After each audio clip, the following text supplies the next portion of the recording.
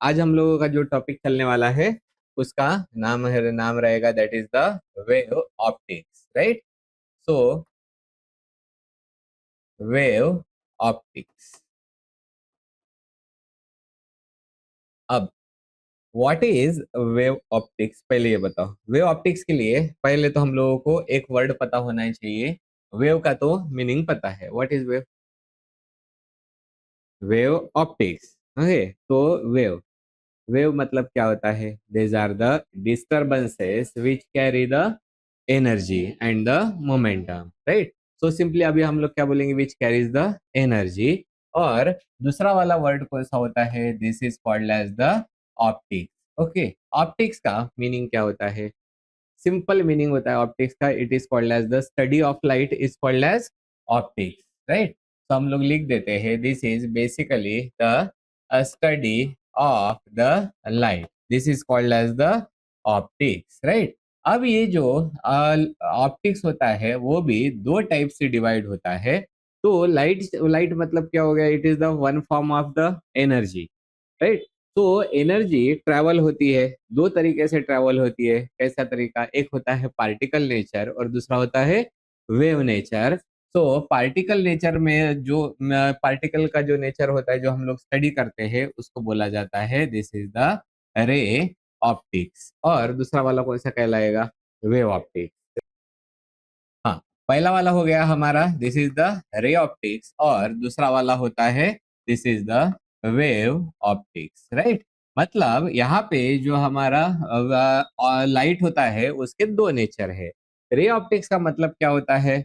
Light जो होता है वो ट्रेवल करता है इन द स्ट्रेट लाइन। मतलब कौन सा नेचर हो गया उसका? This is the particle nature. और जो वेव ऑप्टिक्स मतलब लाइट जो ट्रैवल करेगा it is in the form of the wave, इसलिए वो वाला रहेगा this is called as the wave nature, right. तो ऐसे दो हमारे टॉपिक्स होते हैं ऑप्टिक्स के, एक होता है रे ऑप्टिक्स और दूसरा होता है वेव ऑप्टिक्स। रे ऑप्टिक्स हम लोग ऑलरेडी पढ़ चुके हैं। तो लाइट की स्टडी में कौन से फिनोमेना हम लोग देखते हैं? रिफ्लेक्शन, रिफ्रैक्शन, इंटरफेरेंस, डिफ्रैक्शन, ये सारी चीजें हम लोगों को पढ़ने की है। लेकिन अभी तक हम लोगों ने जो रिफ्लेक्शन और रिफ्रैक्शन देखा था वो कैसे देखा था? स्ट्रेट लाइन वाला। लेकिन यहाँ पे हम लोग कैसे देखने वाले हैं? इन the form of the wave, right. तो अब ये जो पूरी की पूरी स्टडी जो है वो चालू हुई एक आदमी से जिसका नाम था न्यूटन। और न्यूटन ने वैसे काफी सारे लॉ दिए वाले हैं, यहाँ पे भी उसका लॉ बनने वाला था, अपन बच गए। और क्यों बच गए? क्योंकि वो उसकी जो थ्योरी थी, मतलब जो कॉन्सेप्ट था वो आधा ही सच निकला और आधा नहीं था, राइट। मतलब आधा जो लाइट की जो प्रॉपर्टी होती है वो लॉ का मतलब क्या होता है? वो यूनिवर्सली अप्लीकेबल होना चाहिए। लाइट की जितने भी प्रॉपर्टीज होती है वो सारे एक्सप्लेन करना चाहिए।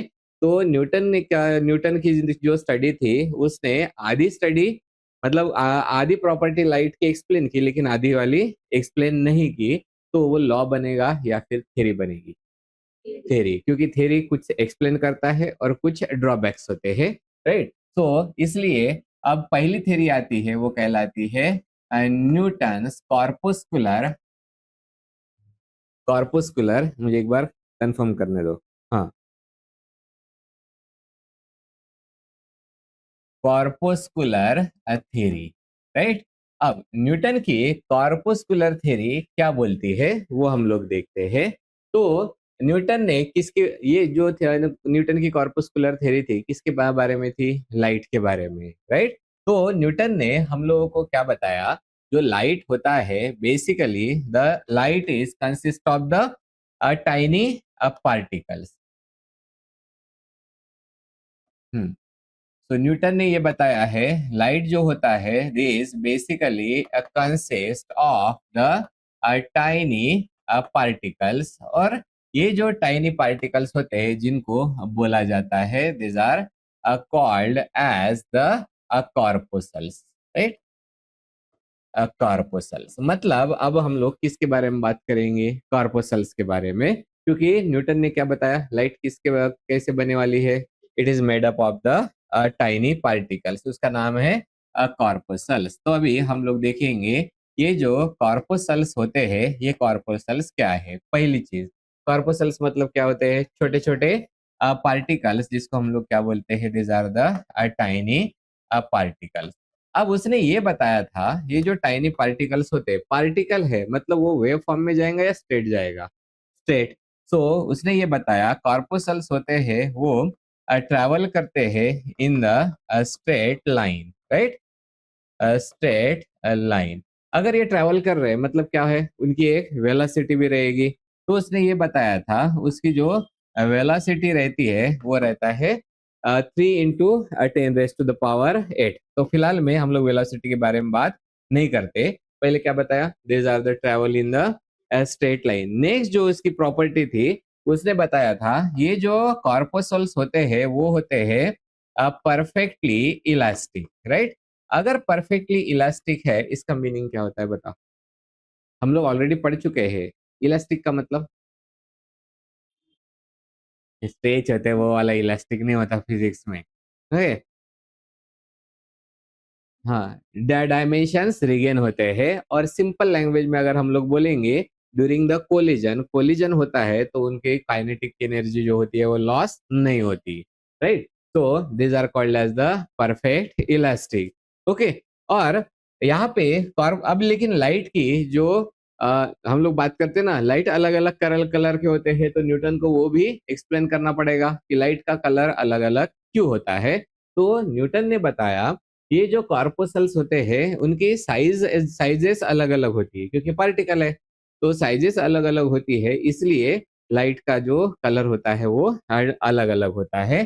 तो उसने क्या बताया है, जो लाइट कलर होता है, this light color basically depends on the size of the corpuscles, right? So sizes of the corpuscles। तो इस तरीके से ये न्यूटन की थ्योरी थी। लेकिन अब ये हम लोग बात कर रहे हैं, न्यूटन की थ्योरी बोल रहे हैं। हम्म, अगर हम लोग न्यूटन की थ्योरी के बारे में बात कर रहे हैं तो कोई भी जब लॉ बनता है तो हर इंसान जो होता है वो क्या चाहता है, जो भी प्रॉपर्टी जिसके भी बारे में आप लोग बात कर रहे हो उसके सारे प्रॉपर्टीज एक्सप्लेन होनी चाहिए। तो न्यूटन के जो थ्योरी थी उसने कुछ चीजें एक्सप्लेन की और कुछ चीजें हैं उन्होंने एक्सप्लेन नहीं की, और वो कौन सी होती है इसके बारे में हम लोग देखते हैं। ओके, सो न्यूटन की जो थ्योरी थी उन्होंने एक्सप्लेन किया था, मतलब आपने पता लाइट के कौन से प्रॉपर्टी तुम लोगों ने अभी तक पढ़ के रखे वाले हैं, सिर्फ दो। कौन से, रिफ्लेक्शन हो गया और दूसरा कौन सा है, रिफ्रैक्शन। तो उन्होंने बताया जो एक्सप्लेन किया उनके अकॉर्डिंगली इस थ्योरी ने पहली जो प्रॉपर्टी एक्सप्लेन की जिसका नाम था रिफ्लेक्शन। रिफ्लेक्शन कैसे प्रूव होता है, when angle of incidence is equal to the angle of the reflection, then वो होता है हमारा proved। तो दूसरा वाला कौन सा था, दूसरा होता है refraction. What is refraction, the bending of light when it enter from one medium to the another medium, that is called as the refraction।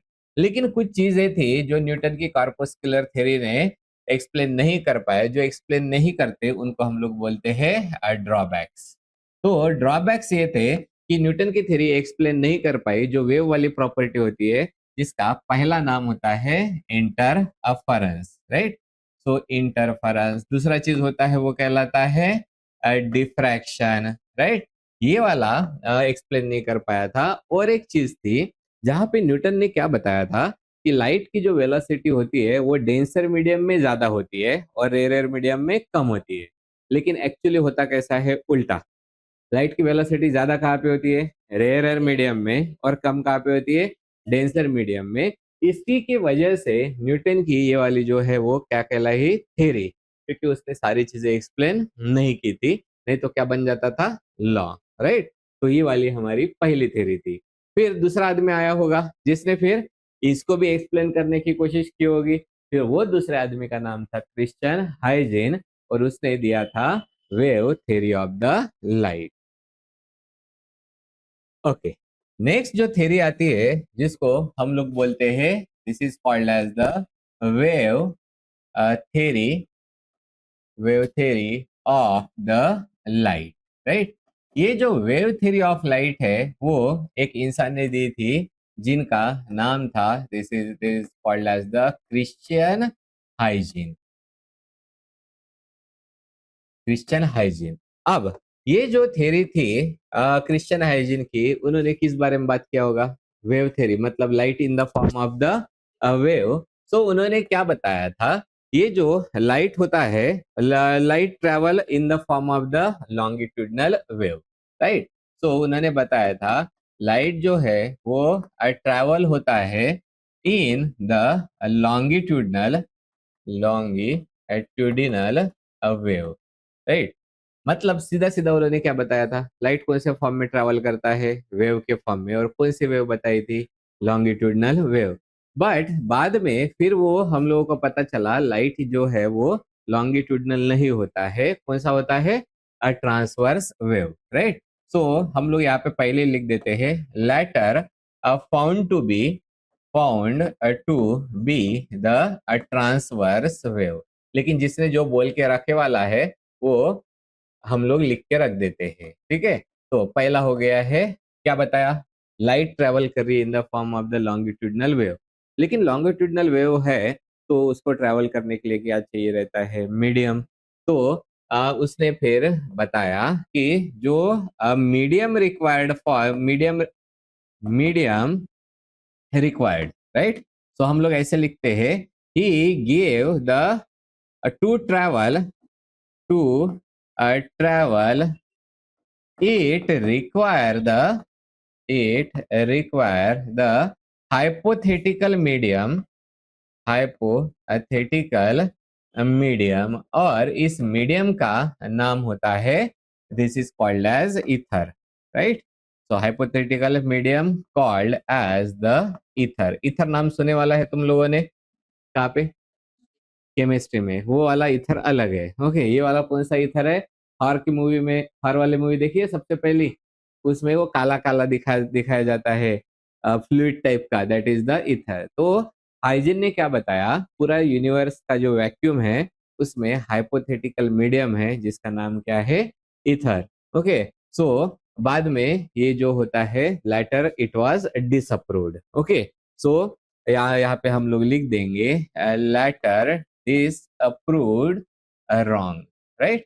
तो लेकिन उन्होंने एक चीज बताई थी वो सही थी। कौन सी वाली सही चीज थी?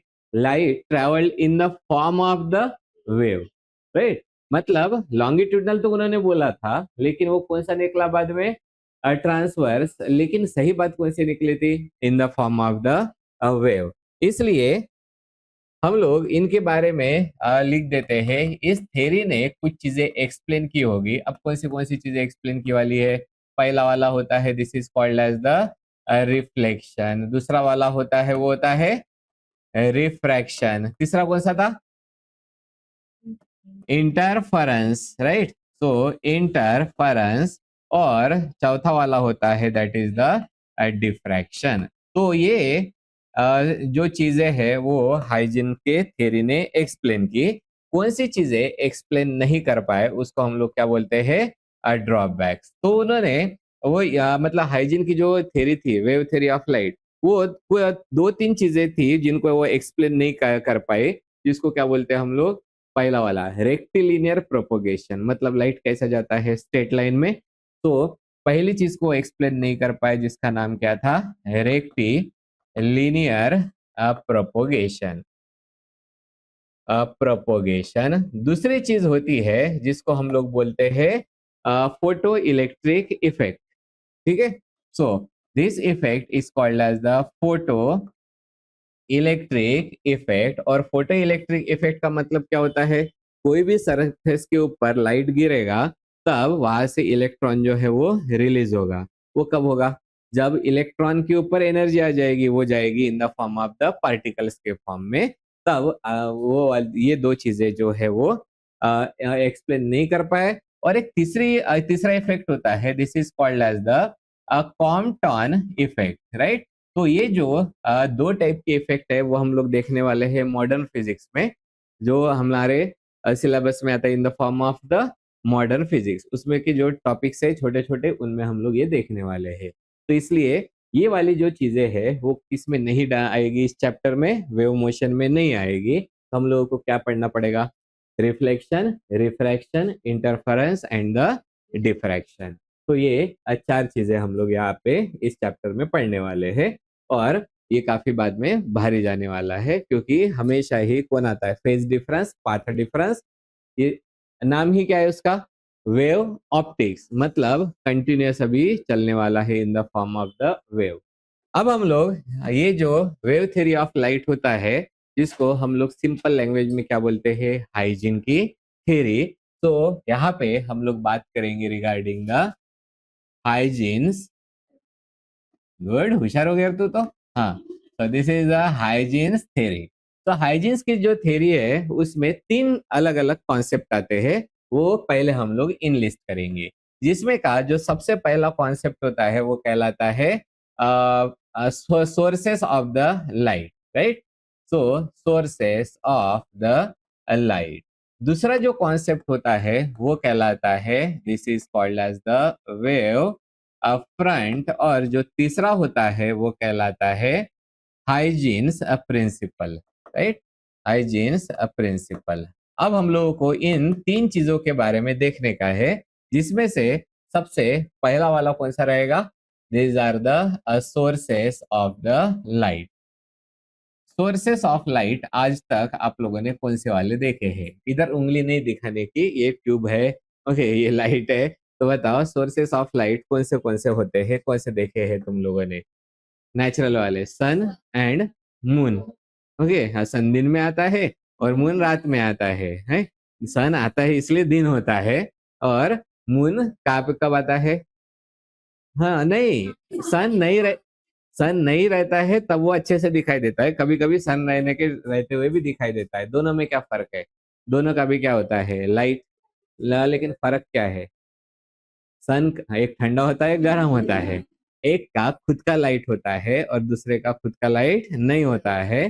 तो मतलब depending upon that we can depending upon that we can classify the sources of light into the two types। पहला वाला होता है वो कहलाता है primary source of the light, right? Primary source का मीनिंग क्या हो गया? ऐसा source which have its own light, right? So हम लोग क्या बोलेंगे? Simply their emit their which emit their own light. लेकिन लाइट इमिट करने के तरीके अलग अलग होते हैं। जैसा सन भी लाइट को इमिट करता है, ये ट्यूब भी इमिट कर रहा है। रात में क्या दिखाई देता है? मोबाइल। वैसे दिन में भी दिखता है, लेकिन वो रात में ज्यादा होता है, तो उसका भी लाइट आता है। तो सबके लाइट को इमिट करने के रीजन अलग अलग होते हैं। तो हम लोग यहाँ पे लिख देते हैं ड्यू टू। पहली चीज जिसके वजह से लाइट इमिट होता है वो होता है टेम्परेचर। टेम्परेचर की वजह से किसका, कौन सा एग्जांपल है जिसका लाइट इमिट होता है? सन, राइट? तो सन है इसका जो लाइट है वो किसकी वजह से? वेरी हाई टेम्परेचर की वजह से। दूसरा होता है वो कहलाता है इलेक्ट्रिक करंट। इलेक्ट्रिक करंट की वजह से कौन सा होता है बताओ? बल्ब, वो तो है ही है। और कौन से?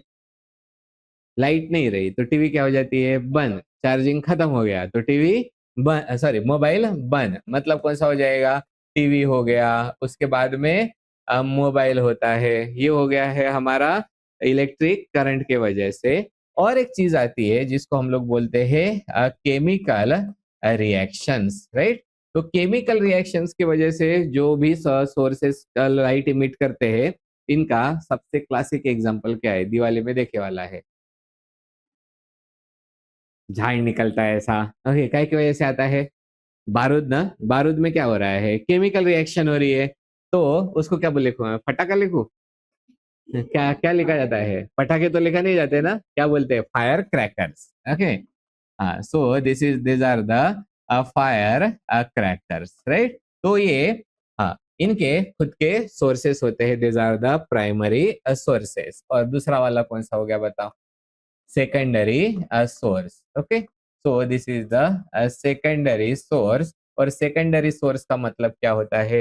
which do not have its own light, right? so लिख देते हैं do not have the own light, right. मतलब क्या करेगा ये, इसके पास में लाइट कहाँ से आएगी, वो प्राइमरी सोर्स की लाइट क्या करता है, रिफ्लेक्ट करता है या फिर रिफ्लेक्ट नहीं स्कैटर करता है, राइट। सो ये क्या करेगा, इट विल आइदर रिफ्लेक्ट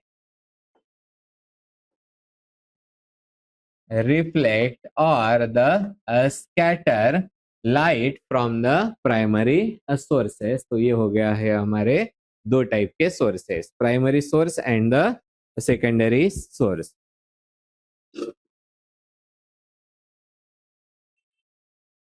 हो गया, ओके।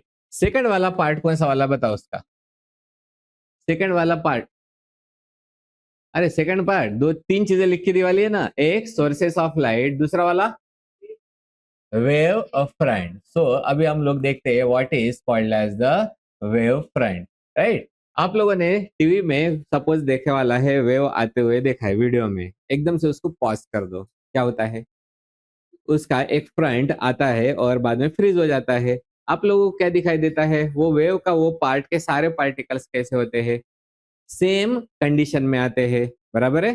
तो जो सेम कंडीशन वाले पॉइंट्स की जो पोजीशन होती है उसको क्या बोला जाएगा, वेव फ्रंट। सो वेव फ्रंट मतलब सिंपल क्या होता है, द लोकस्ट, लोकस्ट का मतलब क्या रहेगा, this are the location, locus का मतलब क्या है, लोकेशन, किसका लोकेशन है, location of the points in the medium, right? So location of the points, a point in the medium, medium जहां पे जो वेव होती है वो वेव रीच होती है साइमल्टेनियसली, ओके, साइमल्टेनियसली, राइट। सो साइमल्टेनियसली वेव रीच हो गई है, जिसके वजह से जो सारे पॉइंट्स होते हैं वो सेम कंडीशन में रहेंगे, और सेम कंडीशन में रहेंगे तो हम लोग क्या बोलेंगे उसको, सेम फेज में रहेंगे, right. So so that so that the all points are in the same phase is called as the wave front, right? Simply this is called as the wave front। तो wave front हम लोग कौन सी चीज को बोलेंगे, for example हमारी एक वेव जा रही है, ठीक है, तो जैसा ये एक मोबाइल हो गया अपना, तो मोबाइल में ये फ्रंट हो गया इसका, ठीक है। या फिर आप लोगों ने वाटर की वेव देखी वाली है, इस टाइप से आगे बढ़ती है, तो इधर ऐसा ऐसा रहता है ना, हाँ, ये इस टाइप का पार्ट होता है, ऐसे ऊपर से ऐसे गया, एक बार अपन ने फ्रीज बोल दिया तो यहाँ पे कुछ पॉइंट्स होंगे जो सेम फेज में रहेंगे एट द पर्टिकुलर टाइम, उस चीज को क्या बोला जाता है, wave front. So locust of point in the medium, right, जहां पे वेव रीच होती है साइमल्टेनियसली, ताकि हर एक जो पॉइंट होता है उसका फेज कैसा रहेगा, सेम। तो कैसे होता है वो मैं दिखा देता हूँ, फेज मतलब क्या होता है बताओ, फेज मतलब क्या होता है, किसी भी वेव में एक पर्टिकुलर टाइम पे उसकी कंडीशन क्या होती है उसको क्या बोलते हैं हम लोग, फेज, राइट। तो जैसे अब अगर हम लोग एक वेव निकालेंगे, ये वेव हो गया, ये वाली कितनी फेज हो गई बताओ, π/2, ये वाला कितना फेज हो गया, पाई। तो ऐसे अगर वेव जा रही है तो यहाँ के सारे जो पार्टिकल्स रहेंगे उनको एक साथ में क्या बोला जाएगा, वेव फ्रंट। समझ में आ गया, तो सीधा सीधा लैंग्वेज में वेव फ्रंट मतलब क्या, वेव के में वो सारी जगह जहाँ के पॉइंट्स का फेस कैसा रहेगा, सेम, तो वो कहलाता है हमारा वेव फ्रंट, गॉट इट। तो अब ये जो वेव फ्रंट्स भी होते हैं उनके भी डिफरेंट डिफरेंट टाइप्स होते हैं। पहले वेव फ्रंट के बाद में एक चीज हम लोग देख लेते हैं जिसको हम लोग बोलते हैं वेव नॉर्मल, राइट। नॉर्मल का सीधा सीधा मीनिंग, नॉर्मल मतलब यहाँ पे साधारण नहीं होता, या ठीक है, तो फिजिक्स में नॉर्मल मतलब क्या होता है, सरफेस का नॉर्मल मतलब सरफेस का परपेंडिकुलर, वेव का नॉर्मल मतलब वेव का परपेंडिकुलर। तो हम लोग क्या बोलेंगे, what is wave normal, basically it is the perpendicular perpendicular drawn perpendicular drawn to the wave front. Wave front is called as the wave normal. मतलब अभी हम लोग पहले किसको ड्रॉ करेंगे, वेव फ्रंट को, और उसका क्या लगा देंगे, परपेंडिकुलर, तो वो बन जाएगा हमारा वेव नॉर्मल. अब ये जो हम लोग देखने वाले हैं, there are the different different types of the wave front. तो अलग अलग टाइप के वेव फ्रंट होते हैं, और अलग अलग टाइप के वेव फ्रंट कौन से होते हैं. पहला जो वेव फ्रंट होता है वो कहलाता है स्पेरिकल वेव फ्रंट. तो this is the spherical wave front. Spherical wave front. तो स्पेरिकल वेव फ्रंट का मीनिंग क्या होता है, सपोज हमारे पास में ये वाला एक सोर्स हो गया, एक पॉइंट सोर्स हो गया, जैसे एक आधा एलईडी पकड़ लो, ये सोर्स हो गया. एक पर्टिकुलर टाइम में इस यहाँ से भी वेव निकलेगी, यहाँ मतलब सारे डायरेक्शन में वेव जाएगी. तो एक पर्टिकुलर डिस्टेंस में जाने के बाद में इस पॉइंट की कंडीशन, इस पॉइंट की कंडीशन, सब कंडीशन कैसे रहने वाली है, सेम. मतलब ऐसे पॉइंट्स लेने पड़ेंगे जहां की कंडीशंस कैसी है, सेम. अगर ऐसा हम लोग ड्रॉ करते हैं तो क्या ड्रॉ हो जाएगा, स्फीयर. तो ये वाला क्या कहलाता है, this is the spherical wave front. Spherical wave front किसके सराउंडिंग में है, पॉइंट सोर्स के सराउंडिंग में है. तो इस पॉइंट पे देखो सारे पॉइंट्स किस में है, सेम फेज में, that is all points are in the same phase. मतलब और वो ही क्या कहलाता है, उनका लोकेशन को हम लोग क्या बोलते हैं, वेव फ्रंट. मतलब दूसरा वाला वेव फ्रंट कैसा होगा, इसी के सराउंडिंग में दूसरा वाला वेव फ्रंट होगा. समझ में आ गया. और ये हो गए हैं हमारे, these are called as the, एक हो गया, ये वाला दूसरा हो गया, ये क्या कहलाते हैं, these are the wave fronts, right. Wave front का शेप कौन सा वाला है, स्पेरिकल. सर्कल नहीं, सर्कल मतलब ऐसा ही, स्पेरिकल मतलब पूरा गोल, राइट. तो ये वाला हो गया स्पेरिकल वेव फ्रंट. अब क्या निकालने का है उसका, वेव नॉर्मल. तो वेव नॉर्मल कौन सा होता है, इसका परपेंडिकुलर. परपेंडिकुलर मतलब यहाँ से निकलेगा और कैसा रहेगा, 90 डिग्री ना. तो हमेशा अलोंग द रेडियल रहेगा या फिर डायमीटर रहेगा, वो होता है परपेंडिकुलर. तो ये कहलाता है हमारा, this is the wave normal. तो ये हो गया वेव नॉर्मल. तो इस तरीके से दो टाइप, पहला टाइप होता है, this is the type of the spherical wave front. दूसरा जो टाइप होता है वो कहलाता है हमारा plane wave front. Plane wave front, right. अभी ये जो हमारा अभी डिजिटल बोर्ड दिख रहा है, मतलब कौन सा है, स्क्रीन है. यहाँ से क्या निकलता है, लाइट. अगर मैंने उसको कंप्लीटली व्हाइट कर दिया तो यहाँ से क्या निकलेगा, व्हाइट. आप लोगों ने कभी कभी देखे वाला है टीवी, जब सिर्फ टीवी चालू रहते, दूसरे लाइट नहीं रहते, एक आधे एंगल से देखने के बाद में इसके सामने ऐसा और एक लाइट का स्क्रीन आता आते हुए दिखता है, वो क्या हो गया उसका, वेव फ्रंट. जहाँ पे सारे पॉइंट्स सेम फेज में होते हैं, तो वो कहलाता है हमारा plane wave front. Plane wave front कब बनेगा बताओ, जब सोर्स कौन सा होगा, प्लेन सोर्स होगा. दैट इज प्लेन सोर्स का मतलब source in particular plane, right. तो इसके वजह से ये जो अभी व्हाइट वाले बन रहे हैं, ये उसके क्या हो गए हैं, these are going to be it's a wave of fronts. ठीक है. तो ये एक वेव फ्रंट हो गया, ये एक वेव फ्रंट हो गया, उसके बाद में एक ये वाला भी एक वेव फ्रंट हो गया, और इसको ये ड्रॉ ड्रॉ करेंगे तो ये क्या हो गया है, वेव नॉर्मल. और ये वाले वेव फ्रंट्स, तो हम लोग लिख देते हैं this are the wave fronts, और ये हो गया है, this is the wave normal, right. ये एक हो गया है. और अगर हम लोग तीसरा वाला देखेंगे तो स्पेरिकल की जगह पे एक बनता है, that is the cylindrical. Cylindrical कब बनेगा, तीसरा वाला जिसको हम लोग बोलते हैं, this is the cylindrical wave front. तो यहाँ पे जो हमारा सोर्स रहेगा वो कैसा रहेगा, स्ट्रेट, और इसके सराउंडिंग में अब क्या बनेगा बताओ, वेव फ्रंट. ये वाला होगा. अब जहाँ पे देखो इसके सराउंडिंग में, मतलब कौन सा वाला सरफेस है, सिर्फ कर्व सरफेस. तो कर्व सरफेस के सारे पॉइंट्स कैसे रहते हैं, सेम. इसलिए एक ट्यूब है, उसके सराउंडिंग में जो निकलते जाएंगे वो क्या कहलाते हैं, वेव फ्रंट. Got it. तो ये हो गए हैं हमारे different different types of the wave fronts.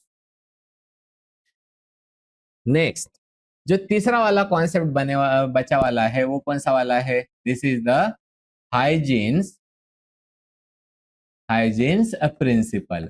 ये जो हाइजीन्स का प्रिंसिपल होता है वो एक्सप्लेन करता है the how propagation of light takes place. Okay, so ये कौन सी चीज को एक्सप्लेन कर रहा है? It explain how the propagation of light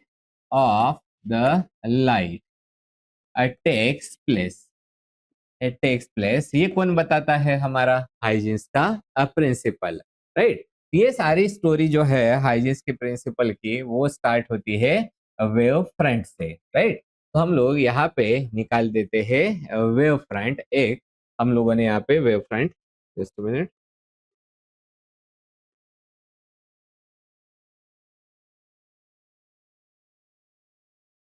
okay, ये वाली एक वेव फ्रंट निकला है। कैसा वेव फ्रंट है बताओ? ये स्पेरिकल या प्लेन है? प्लेन वेव फ्रंट हो गया, राइट। एक ये जो प्लेन वेव फ्रंट है, इस प्लेन वेव फ्रंट के हम लोग कंसिडर करेंगे पॉइंट्स। तो फिलहाल में सिर्फ और सिर्फ फॉर एक्सप्लेनेशन पर्पजेस कितने पॉइंट्स लेते हैं हम लोग? 4 पॉइंट्स, राइट। सो यहाँ पे ध्यान देना, जो all the points on the wave front they act as a secondary source, right. तो ये वाला पहला वाला पॉइंट लिख देते हैं। हम लोग क्या बोलेंगे? All the points on the wave front, on the wave front, बराबर है। कैसे एक्ट कर रहे हैं बताओ? Act as a primary source या सेकेंडरी सोर्स? Secondary source. तो उनको कहाँ से मिलता है? प्राइमरी सोर्स से मिलता है light. So all points on the wave front these are act as the secondary source, right. अगर सेकेंडरी सोर्स होता है तो ये क्या बनाएंगे? सेकेंडरी वेव बनाएंगे। तो सेकंड वाला पॉइंट क्या हो जाएगा? ये जो सेकेंडरी सोर्स होते हैं, ये secondary source, this secondary sources this will produce the secondary wave. So this will produce the secondary waves, और इन secondary waves को बोला जाता है wavelets, right? तो यहाँ पे पहला वाला पॉइंट है, पहला वाला पॉइंट क्या प्रोड्यूस करेगा? सेकेंडरी। मतलब पहले तो ये वेव फ्रंट हो गया, इस वेव फ्रंट के सारे पॉइंट्स कैसे एक्ट कर रहे हैं? As a secondary source. और ये सेकेंडरी सोर्स क्या प्रोड्यूस कर रहे हैं? सेकेंडरी वेव, जिनको बोला जाता है वेवलेट। ये पहला पॉइंट है, उसने क्या प्रोड्यूस किया?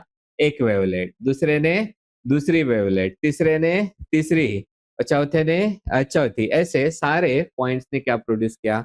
सेकेंडरी वेव्स, जिसको क्या बोला जाता है? Wavelets, right. तीसरा पॉइंट ये बताता है ये जो सेकेंडरी वेव या फिर जो वेवलेट होते हैं वो सिर्फ और सिर्फ फॉरवर्ड डायरेक्शन में ट्रेवल होते हैं। मतलब हम लोग क्या लिखेंगे? द सेकेंडरी वेव्स, जिनको क्या बोला गया है? वेवलेट्स। तो फिलहाल में मैं नहीं लिखता हूँ। तो this will travel in only, कौन से डायरेक्शन में जा रहे हैं? Only in the forward direction, right. ये हो गया फॉरवर्ड डायरेक्शन, मतलब किधर की तरफ जाएंगे? सिर्फ और सिर्फ इसी डायरेक्शन में, राइट। फिर ये जो है, ये जो वेवलेट है, इस वेवलेट का क्या हो गया? टेंजेंट। इसका भी क्या है? टेंजेंट। इन सब के टेंजेंट को अगर जोड़ दिया तो वो बन जाता है हमारा सेकेंडरी वेव फ्रंट, बराबर है। सो फोर्थ वाला पॉइंट क्या रहता है? द टेंजेंट्स ऑफ, कौन हो गया है हमारा? वेवलेट्स ना। So tangent of the wavelets are joined and this will form the क्या बनाएगा? this will form the secondary wave front, wave front हो गया।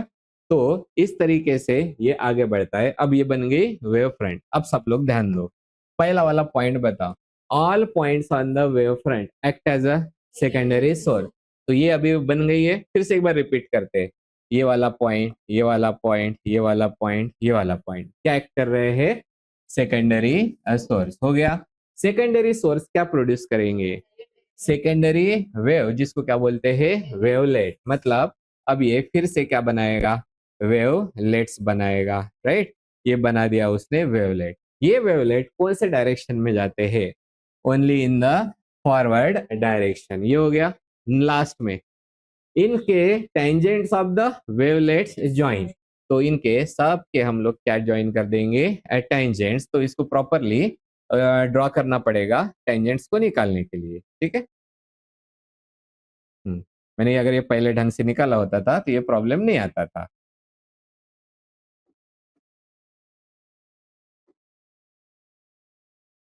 हो गया? अब इन सब के टेंजेंट्स को अगर हम लोग ज्वाइन करेंगे तो क्या बन जाता है बताओ? It will form the secondary wave front. फिर से सेकेंडरी वेव फ्रंट के पॉइंट्स एक्ट करेंगे एज ए सेकेंडरी सोर्स। क्या बनाएंगे? Secondary wavelets, right? और ये कौन से डायरेक्शन में जाएंगे? फॉरवर्ड डायरेक्शन में। और उनके टेंजेंट्स को जोड़ेंगे तो सेकेंडरी वेव फ्रंट। तो इसके वजह से ये जो वेव है कौन से डायरेक्शन में जाता है? This is called as the direction of the propagation of the light wave. इस तरीके से किसने एक्सप्लेन किया था? हाइजिन ने explain the how propagation of light takes place in the form of the wave. क्या बना बना के जा रहा है वो? Secondary wave front, secondary wave front, right? तो ये वाला हो गया है हाइजीन्स का a complete theory including the sources of light, primary and secondary sources. दूसरे में wave front end the wave normal. और तीसरे में हम लोगों ने देखा था हाइजीन का प्रिंसिपल। What it?